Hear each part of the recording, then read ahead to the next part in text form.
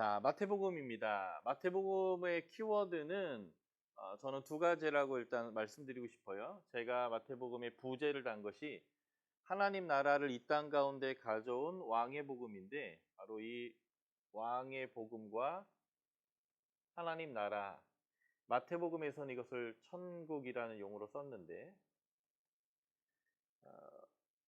성경적으로 아주 정확한 표현은 The Kingdom of God, 하나님이 왕 되신 나라, 하나님의 왕국이죠.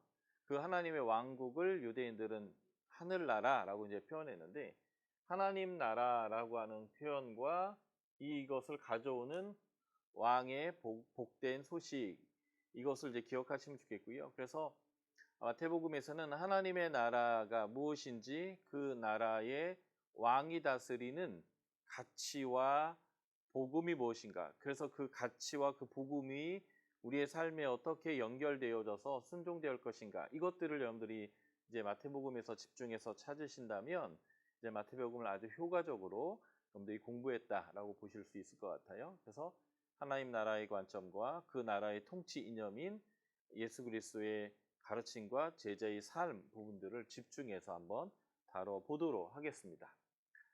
자, 마태복음의 특징들을 좀 한번 살펴보겠습니다. 마태복음의 특징을 살펴보면 독자가 누구인지, 언제 쓰였는지, 그리고 어떤 메시지를 전달하려고 했는지를 이 특징 안에서 우리가 잘 정리할 수가 있습니다. 마태복음 첫 번째 특징은 유대적 특징을 갖고 있어요. 다시 말해서 유대인들이 주 독자다라는 것을 알 수 있을 거고요. 특별히 이 유대인들의 상황은 성전을 잃어버리고, 마태복음 24장에서 예수님이 성전의 종말에 대한 예언을 하셨는데, 그 성전의 종말이 AD 66년부터 73년 사이에 일어났던 유대 전쟁, 그 유대 전쟁의 한복판인 AD 70년에 예수님의 예언대로 성전이 파괴되고 돌 하나 위에 돌 하나도 얹어지지 않는 상태가 되어지는데, 바로 그 시점을 지난 사람들이 이 마태복음의 원독자인 유대인들입니다. 그들은 성전을 잃어버리고 정신적인 공황 상태, 아노미 상태에 빠져요. 쉽게 말하면 그럴 일은 없겠지만 지금 한국 정부가 공산화돼서 이제 모든 기독교의 교회를 다 폐쇄하고 신앙을 갖지 마라라고 하는 거와 같은 그러한 강력한 충격이 지금 유대인들에게 주어진 것이 성전이 없어진 것이다 라고 보시면 될 것 같아요. 그런 상태에 놓여 있는 자들에게 주시는 복음입니다. 예수는 성전보다 더 큰 이시고요. 성전을 통해서 이루시는 하나님의 속죄, 하나님의 응답, 이런 것들이 예수님을 통해서 이루어질 것이다 라고 말하는 그런 메시지예요. 마태복음의 두 번째 특징은 가르침의 책입니다. 우리 그리스도인들, 신앙 공동체를 위한 텍스트 역할을 합니다. 신앙생활을 어떻게 해야 되는가 알고 싶다면 마태복음의 예수의 가르침을 보시면 되는 거겠죠. 대표적인 게 마태복음 5장, 6장, 7장인데요. 가르침의 책이다라는 것이고요. 세 번째는 교회와 사도들에 대한 강조점이 아주 큽니다. 그 어떤 복음서보다 교회론적이며 교회가 어떻게 공동체로서 신앙생활을 해야 되는지에 대한 가르침이 사복음서 중에 가장 잘 드러나고 있다라는 거고요. 네 번째 특징이 선교적입니다. 성경은 그 자체가 선교적이긴데 이 마태복음은 유대인을 위한 복음이면서 동시에 굉장히 선교적이다라는 것이고요. 마지막 다섯 번째가 마태복음은 종말론적인 삶에 대한 가르침을 다루고 있고요.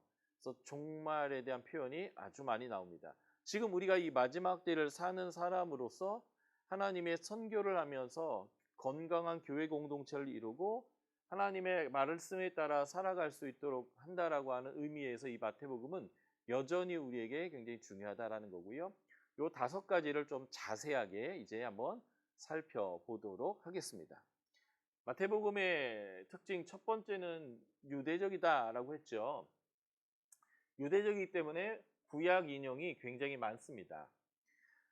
신약 설교의 핵심, 사도행전에 보면 베드로, 스데반, 바울의 설교들이 이 사도행전에 여러 개가 등장하는데, 그 설교의 방식은 뭐냐면 구약을 인용해서 이걸 통해서 예수가 그리스도이고 바로 하나님이 보낸 메시아다라는 것을 증명하는 것이 초대교회 사도들의 설교의 핵심입니다. 그러다 보니까 구약을 인용해서 신약의 예수를 증명하는 의미로서 신약 성경은 구약을 많이 인용합니다. 모든 성경이 인용해요. 그러나 특별히 유대적인 특징을 갖고 있기 때문에 원독자들이 유대인이다 보니까 다른 책에 비해서 훨씬 더 많은 구약의 인용이 있고요. 그래서 유대인들이 가장 잘 알아들을 수 있는 용어를 사용하고 있고요. 예수님을 유대인의 왕으로 묘사합니다. 마가복음은 고난받는 메시아, 누가복음은 잃어버린 자를 찾으러 오신 예수님, 요한복음은 성육신하신 성전으로 오신 창조주 예수님, 이런 예수님에 대해 설명한다면 마태복음은 왕이신 예수님을 설명합니다. 이유는 구약의 예언서가 메시아는 다윗의 후손으로서 왕으로 올 것이다 라고 했기 때문에 유대인적인 복음에서는 왕으로서 예수를 강조하는 거죠. 그리고 유대적 특징으로서 모세 유형론을 사용합니다. 마치 예수님이 모세와 같은 선지자로 표현하고 있습니다. 그리고 마지막으로 유대인들의 메시지이기 때문에 유대적 풍습에 대한 설명이 전혀 없습니다. 어떻게 보면 이방인인 저희들한테는 좀 불친절한 것 같아요. 마가나 누가는 유대인들의 절기나 풍습에 대한 설명들을 꽤나 해주고 있거든요. 마태는 우리 이방 입장에선 불친절한 책이지만 원래 원독자들은 다 알고 있는 내용이라 설명하고 있지 않습니다. 자, 유대적 특징의 사실적인 내용들을 한번 자세히 살펴볼게요. 유대인의 특징 첫 번째는 구약을 많이 인용한다라는 것입니다. 특별히 이 구약을 인용하면서 마태의 특징인데 이것은 구약에서 말씀하셨던 그 예언자들의 말씀의 성취입니다라는 이 어구를 의도적으로 반복해서 사용하는 것이 이 마태복음의 아주 중요한 특징입니다. 누가는 80회 정도, 마가는 49회 정도 구약을 직간접적으로 인용합니다. 누가야 1200절이 넘어가고 마가는 800여 절, 870여 절 되니까 비율적으로는 거의 비슷한데요. 마태는 구약을 50번 직접, 100번 정도 간접 인용해서 150번을 사용하고 있습니다. 누가복음이 거의 2배에 가깝잖아요. 이런 의미에서 보면 누가복음이 마태복음보다 절수는 훨씬 더 많거든요. 신약에서 제일 긴 책이 누가복음이에요. 이 누가복음에 비해서 인용이 2배나 많다라는 것은 유대인들을 설득하기 위한 그러한 의미다라고 하는 것이고 유대적 특징을 보이는 거죠. 특별히 예수의 생애에 있었던 사건들을 소개하면서 반복적인 문학적 어구를 이야기하고 있어요. 이것은 강조죠. 그러니까 예수 그리스도는 구약에서 예언자들 통해서 하나님이 말씀하셨던 하나님 나라를 회복을 위하여 보내는 다윗의 후손으로 오신 메시아다라는 것들을 명확하게 강조하려는 의도가 마태복음에 아주 강력한 거고요. 그래서 이 두 문구가 반복됩니다. 첫 번째 문구는 이거죠. 이 일이 된 것은 주께서 선지자로 하신 말씀을 이루려고 이 일이 된 것이다 라는 것과 또 하나는 이에 선지자가 하신 바가 이루어졌다라고 하면서 이 두 문구를 사건 이후에 계속 반복하는 특징이 마태복음에 있습니다. 어떤 구절들이 있는가 볼까요? 이 일은 선지하신 말씀을 이루라 함이라가 10번 등장하고요. 구약 선지자의 말씀대로다 라고 하는 것이 6번에서 총 16번을 성취다라고 강조해서 예수 그리스도가 바로 구약에 말씀하셨던 메시아가 확실합니다라는 것들을 강조하는 아주 특징이 이 마태복음의 중요한 특징이다라는 거고요. 그래서 마태복음은 그 다윗의 후손으로 오시는 왕이 바로 이 예수님입니다. 그래서 이분이 이루려고 하는 것은 하나님의 나라를 우리에게 주려고 하는 것입니다라는 것을 이렇게 이제 강조하고 있습니다. 유대인의 특징 두 번째는 유대의 용어를 사용한다는 거예요. 이스라엘 백성이 1446년에 출애굽해서 1399년에 갈렙이 이제 정복 전쟁 중간에 헤브론을 구하는 일이 있고요. 얼마가 지난지 모르지만 1390년쯤 정복 전쟁이 끝나게 되는데 북이스라엘이 722년, 남유다가 586년에 멸망하게 됩니다. 바로 출애굽과 가나안 정복은 하나님의 나라가 세워진 사건이고요. 이 북이스라엘과 남유다가 멸망한 사건은 하나님의 나라를 잃어버리는 사건입니다. 바로 이 하나님 나라가 잃어버리는 이 시점에 우리가 잘 알고 있는 17건의 예언서가 쏟아져 나오면서 그 예언들이 언약대로 내가 너희를 심판은 하나 내가 언약대로 내가 너희를 다시 돌아오게 하고 다시 회복해서 하나님 나라를 줄 것인데 그 하나님 나라를 이룰 때의 주역은 다윗의 후손에서 오시는 왕이 될 것이다 라고 이제 이 예언자들이 쏟아져서 말씀을 했는데요. 바로 그 예언자들이 했던 하나님의 말씀을 이 마태복음은 성취를 강조하면서 이루어졌다라고 얘기하는데 이 포로기를 통과하면서 이스라엘 백성들은 하나님을 두려워하기 시작합니다. 가나안을 정복한 이후로 멸망할 때까지 이스라엘 백성의 태도는 하나님을 무시하는 거였어요. 하나님을 두려워하지 않았습니다. 그래서 하나님을 멸시하고 우상을 숭배하고 하나님보다는 열국을 의뢰하고 하나님을 의지하기보다는 자신이 갖고 있는 군사와 자신의 재물을 의지하면서 하나님을 너무너무 무시했어요. 그래서 하나님이 심판을 통하여 그들을 징계했고요. 그래서 포로기 이후에 이스라엘 백성들에게 큰 변화가 일어나는데 일단은 우상 숭배가 사라집니다. 그리고 또 하나는 하나님의 이름을 부르지 못하게 돼요. 홍길동이 되는 거죠. 아버지를 아버지라 부르지 못해요.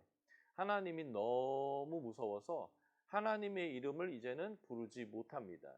그래서 서기관들이 필사를 할 때에 쭉 읽어주다가 침묵하면 하나님의 이름이에요. 그럴 정도로 하나님의 이름을 부르기 어려워졌고 그래서 그들은 하나님 나라라고 하는 용어를 다른 말로 대치해서 쓰기 시작했는데 그게 바로 천국입니다. 마태, 마가, 누가에서 보면 마태복음은 천국을 36번 사용하는데요. 마가복음에서는 누가복음에서는 단 한 번도 천국이란 용어 자체가 등장하지 않습니다. 다시 말해서 이 천국이란 용어는 유대적 용어가 맞다라는 거예요. 그래서 마태복음에는 하나님 나라는 딱 4번밖에 나오지 않는데 마가복음은 12번, 누가복음은 27 하나님의 나라라고 표현하거든요. 그러니까 사실은 가장 정확한 용어는 하나님의 나라가 맞고요. 그 나라도 네이션이 아니에요. 킹덤이에요. 킹덤. 왕이 다스리는 나라. 그리고 그 왕의 누구냐? 예수님이다. 이게 이제 굉장히 중요한 건데요. 어쨌든 천국이라는 용어는 유대적인 용어다. 이 천국이라고 하는 이 말 때문에 오해가 생기죠. 내가 죽어서 내 영혼이 가는 나라라고 하나님 나라를 오해하기 시작합니다. 하나님의 나라는 어떤 위치적 개념이 아니라 하나님의 통치가 우리 가운데 임하는 개념이고 그것을 정확하게 설명하는 게 하나님의 왕국이에요. 왕이 통치하는 나라.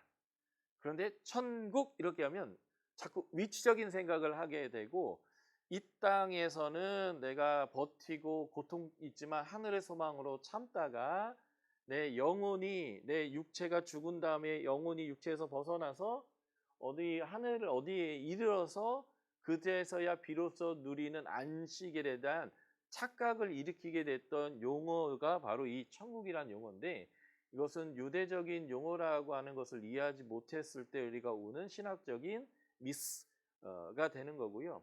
그래서 천국은 하나님 나라 바실레이아 하나님의 왕국에 대한 대치어다라고 여러분들이 이해하시고 하나님 나라를 위치로 보시면 안 돼요. 하나님 나라는 너희 가운데 너희 안에 있다 이렇게 이제 복음서에서 표현하는데 너희 안에는 in you 이가 아니에요. among you입니다. 너희 공동체 안에 이미 하나님 나라는 하나님 통치는 임했다. 이렇게 이제 표현되는 것이 진정한 복음입니다. 자, 유대인의 용어인데요. 하늘에 계신 아버지입니다. 마가복음은 하늘에 계신 아버지란 단어를 한 번밖에 사용하지 않고요. 누가복음은 하늘에 계신 아버지란 단어 자체를 단 한 회도 사용하지 않습니다. 마태와 마가는 하나님을 뭐라고 표현하면 하나님 아버지라고 표현해요. 하나님 아버지라고.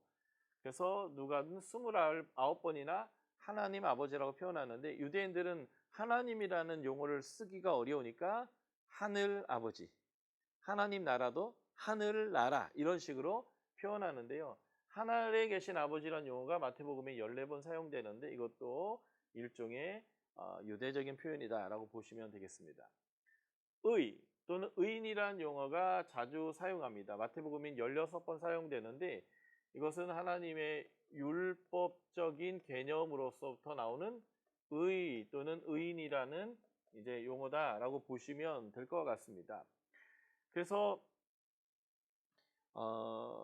예수님이 세례를 받으시러 왔을 때 세례 요한이 그러잖아요. 내가 당신한테 세례를 받아야 되는데 당신이 나에게 오십니까?